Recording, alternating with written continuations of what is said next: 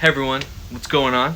I hope this week has been a good one for y'all, that you are able to find some rest over this Labor Day weekend, that you are ready to greet this cooler weather that it's on its way. As we continue to think about on Sunday the different fruits of the Spirit, this week we come to generosity. And I think that when we hear the word generosity, most of us probably think of this fruit in financial terms. And because generosity is so tied in our culture to monetary giving, I know that I have this kind of visceral reaction when thinking about generosity as a fruit of the Spirit. One of the reasons a lot of those in America who are religiously understood as nuns or duns, which means they either don't participate in religion, they have no religion, or they are done with Christianity. I think one of the many reasons many have rejected religion is because religious leaders and churches mismanage money. One of the ways that pastors have succeeded in this grift is by commodifying generosity. One of the common ways generosity has been twisted is in prosperity gospel theology.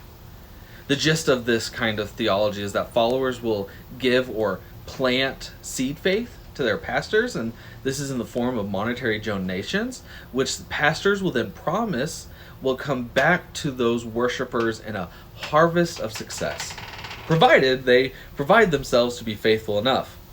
That proof of faith is often implied, connected to how much money someone gives. Now, because of these famous televangelists, many Christians, and I'm one of them, are skeptical when we talk about generosity.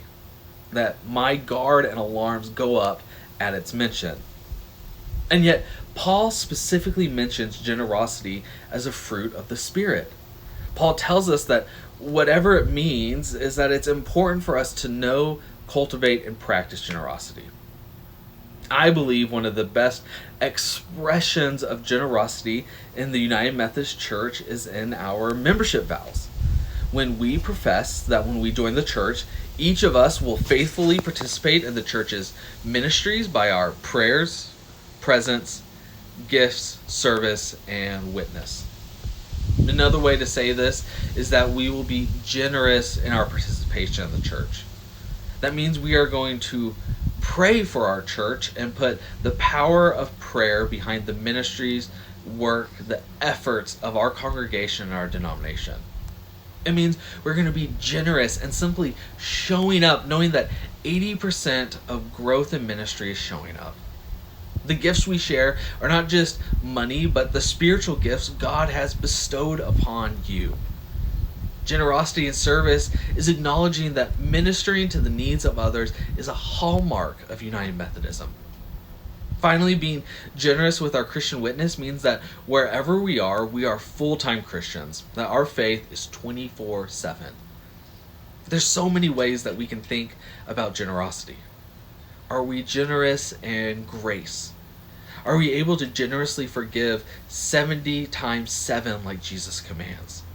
Do our schedules reflect a generosity of time and dedication to the church? These, along with our membership vows, are all different ways that we can think about generosity as a fruit of the Spirit. I hope you'll join us Sunday online or in person as Sam continues to lead us in our series on the fruit of the Spirit. See ya.